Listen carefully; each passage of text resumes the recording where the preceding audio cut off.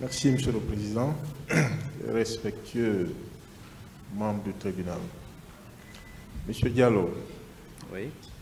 Vous avez parlé tout à l'heure au niveau de la pharmacie humanisée de propos offensants et menaçants venant de colonel Moussa Tchebro Camara. Oui. Est-ce que vous pouvez me dire en des termes très précis quel était le contenu de ces propos menaçants? Entre autres, les contenus étaient que si vous dépassez ici, vous allez voir ce qui vous est réservé. Personne ne passe ici. Taisez-vous pour ne pas atteindre la respectabilité de la Cour. Je me réserve de certains propos. On ne se réserve de rien ici, monsieur Diallo. On vous rentre dedans, on va vous enculer. Vous n'êtes que des maudits, voilà. Entre autres. Voilà. Vous savez qu'à cet endroit, il y avait beaucoup de personnes.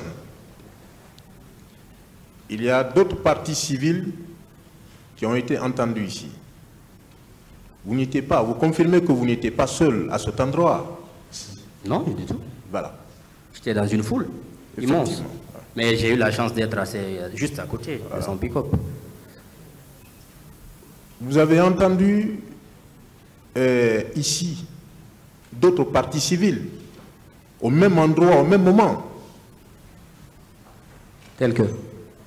Je veux citer par exemple Madame Ami Diop, qui était présente, qui n'a pas tenu les mêmes propos. Qu'en dites-vous? Je vous ai dit que c'est entre autres. Chacun a pu retenir ce qu'il a pu retenir. Vous trouvez ça normal que des propos soient tenus et que chacun puisse raconter ça de sa manière? Ami Diop a été très clair. Le colonel a sensibilisé. Le colonel a sollicité le report. Il s'est limité là.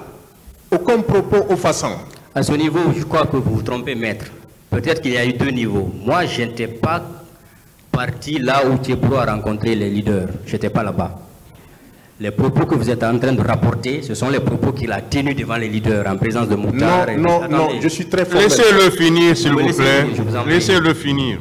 Je vous parle des propos qu'il a tenus face à nous, le groupe qui était venu de la belle vue de Dixine jusqu'au niveau de la pharmacie Manizé-Collier. Ce qu'il a tenu face aux leaders, moi je n'étais pas là-bas. Je vous en prie. Monsieur Diallo, moi j'ai été très clair. J'ai dit au niveau de la pharmacie Manizé. Je n'ai pas parlé de la proximité de l'université Gamal Abdel Nasser. Je connais bien ce dossier-là. Au niveau de la pharmacie Manizé. Voilà. C'est à ce niveau également, non loin de la terrasse, que Mme Ami Diop se trouvait. Ça n'engage que Mme Ami Diop. Moi aussi, je vous dis de manière claire, maître, j'ai vécu les choses, je n'ai pas intérêt à inventer et à extrapoler. Ce que j'ai vécu, je sais ce que j'ai vécu, je vous en prie. C'est vous qui savez si vous avez inventé ou si vous n'avez pas inventé. Une autre question, s'il vous plaît. C'est pas mon problème. Vous m'interrompez, c'est pas normal.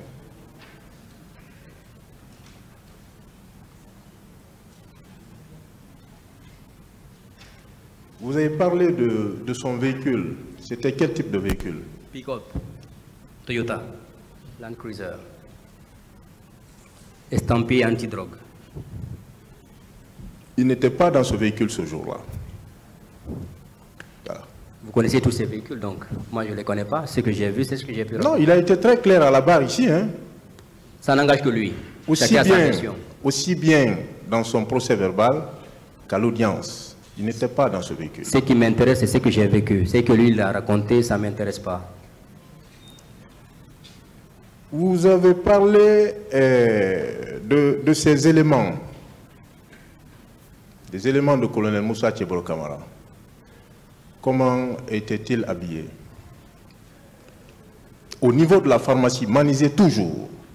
C'était composé de bérets rouges et de ces gens habillés en body noir et béret vert. C'était mélangé.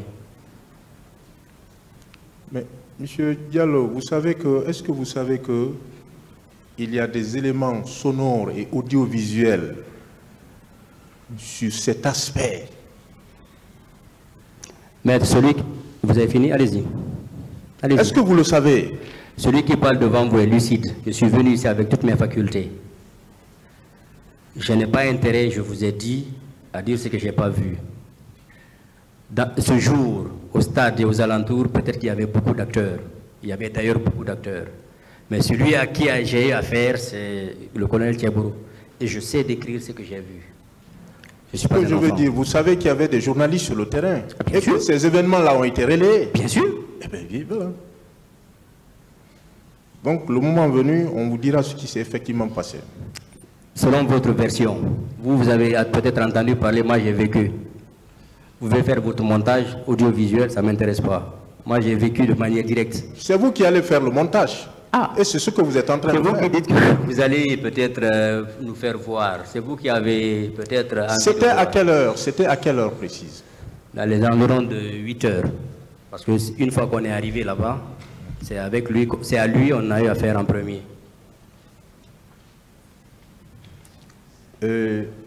Lorsque vous êtes arrivé au camp Al-Fayher, est-ce que vous pouvez même géographiquement nous dire où se situaient les locaux des services spéciaux? Très bien, prenez un bic, je vais vous le décrire. Vous venez de l'aéroport, vous montez, si vous voulez passer par la porte principale du camp Al-Fayher, vous montez, vous rentrez dans le camp, vous partez directement cette route menée vers le QG du CNDD. Si vous voulez aller chez Thiébourou, vous tournez, vous descendez. Il y a une route qui mène directement vers l'immeuble de Thiébourou. À partir de cette route, vous pouvez sortir du camp et aller vers Yimbaya, déboucher sur l'autoroute. Si vous prenez l'autoroute, vous quittez le rond-point aéroport, vous empruntez Taneri, Tanene, autant pour moi. Vous partez au niveau de la base militaire, vous dépassez la station, vous partez au marché. Il y a l'immeuble de Mamadou Silla, quelque part là-bas à gauche. Vous remontez un petit carrefour, il y a une route qui mène directement dans le camp. Une fois que vous rentrez dans le camp, c'est le premier immeuble à droite en ce temps. Je ne sais pas maintenant où il est logé, mais en ce moment il était logé là-bas. Il avait son QG là-bas. Mais vous savez que bien avant ces événements-là, les locaux des services spéciaux ne se trouvaient pas à cet endroit. Est-ce que vous le savez?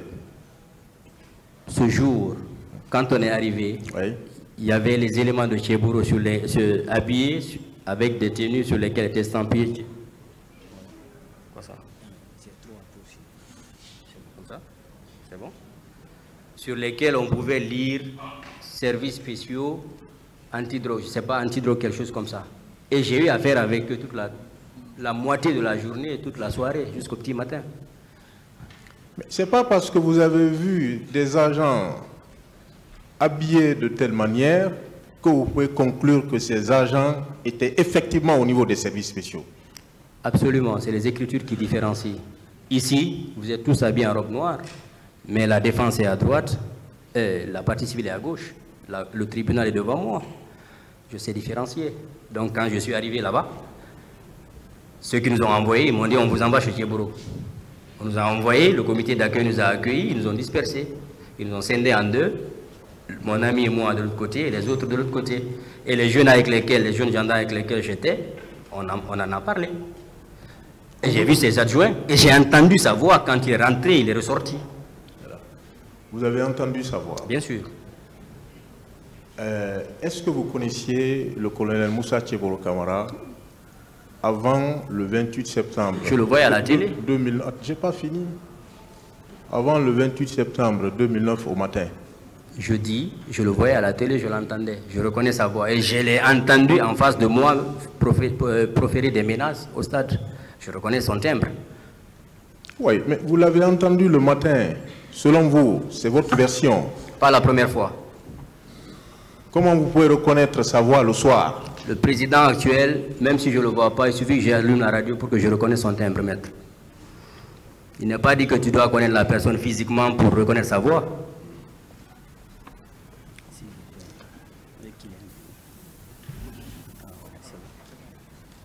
Vous confirmez que, une fois au camp Alpha Yaya, parce que je ne parle pas du siège des services spéciaux que vous ne connaissez pas. Une fois au camp Alpha Yaya, est-ce que vous avez aperçu le colonel Moussa Tcheboro Kamara? Une fois au camp Alpha Yaya, après le QG du CNDD nous a envoyé chez le colonel Tcheboro Kamara. Vous n'avez pas répondu à ma question. Est-ce que vous aviez aperçu le colonel Moussa Tcheboro Kamara? Maître, je l'ai entendu au salon. Entendre quelqu'un et le voir, ce n'est pas la même chose. Je vous ai posé une question précise. Est-ce que vous l'avez vu? Ce n'est pas à la radio, je l'ai entendu, c'est par sa voix. Monsieur le Président, ma question n'est pas répondue. Je suis désolé. Est-ce que vous l'avez vu? Non. Merci.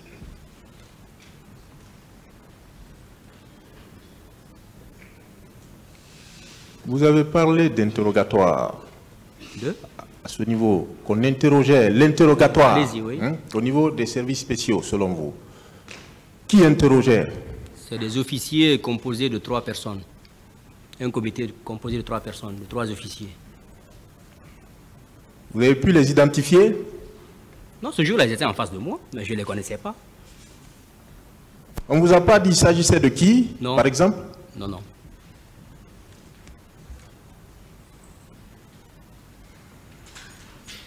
Ils étaient en train d'interroger sur quoi? Sur les événements, sur les motivations des gens à aller au stade et pourquoi ils ont été arrêtés. Et... Parlez dans le micro, s'il vous plaît. C'est eux qui me disent que de ne pas... Je dis sur le motif de la manifestation et le fait que nous avons été envoyés chez eux là-bas, dans leur service. Tout à l'heure, vous avez été très catégorique lorsque le parquet vous a posé la question sur le fait que le colonel aurait reçu des ordres du capitaine Moussa Dadis Kamara. Est-ce que vous avez des preuves de ces déclarations? L'armée, c'est la hiérarchie. L'armée, c'est la discipline et les ordres. Un officier de sa taille, de sa trempe, ne peut pas s'aventurer dans une mission quand elle n'est pas commandée par sa hiérarchie. Et sa hiérarchie, c'était le président. C'est pour cela que j'ai tiré cette conclusion. Je vous en prie. Je vous parle de preuves. Vous n'avez aucune preuve. La preuve est là. Le militaire ne peut pas s'hasarder sur le terrain sans l'avis de son chef. Impossible, à moins qu'il ne déserte. Vous avez entendu le président Moussa Dadis Kamara ici. Il n'a donné l'ordre à personne de se rendre au stade du 28 septembre. C'était lui le commandant en chef des forces armées. Ça signifie tout, maître. Ici, le président du tribunal est en face de moi. C'est lui qui a la police de la salle. Est-ce que je peux considérer que vous n'avez aucune preuve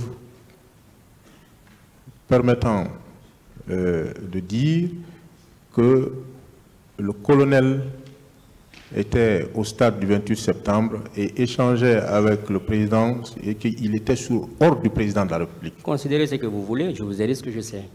Merci, M. Diallo. Vous avez parlé de l'adjoint de colonel Moussa Tcheboro Kamara. Oui.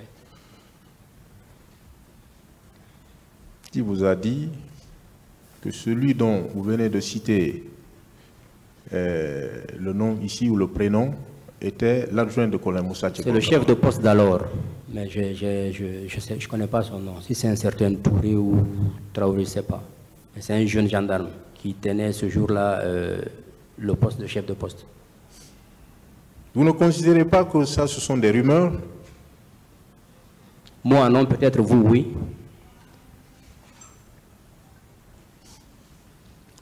Vous avez indiqué quelque part qu'on a donné l'ordre de vous libérer. Qui a donné l'ordre de vous libérer? Je ne sais pas. On m'a juste dit ça. Quand on m'a appelé de la cellule, on m'a conduit dans un bureau. Les 3 officiers m'ont dit, écoutez, on a reçu l'ordre de vous libérer, et vous êtes libre, mais on vous conseille de rester jusqu'au petit matin.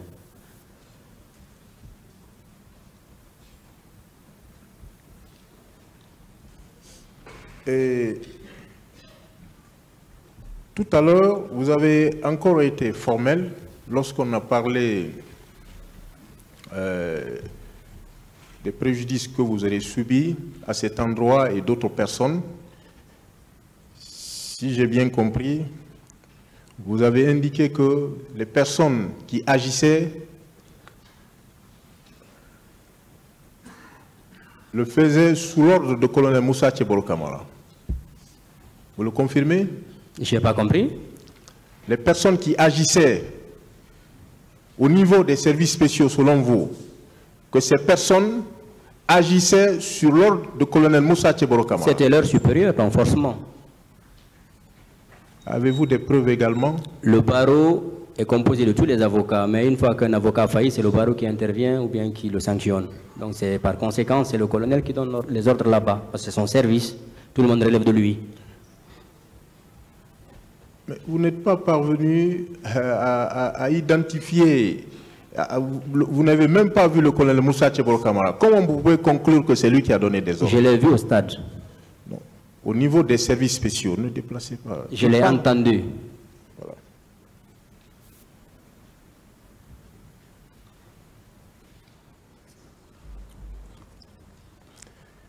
Qu'est-ce qui nous prouve, M. Diallo, que vos déclarations que vous faites à la barre en ce moment, qu'est-ce qui nous prouve que ces déclarations ne sont pas montées de toutes pièces? C'est au tribunal d'apprécier, maître.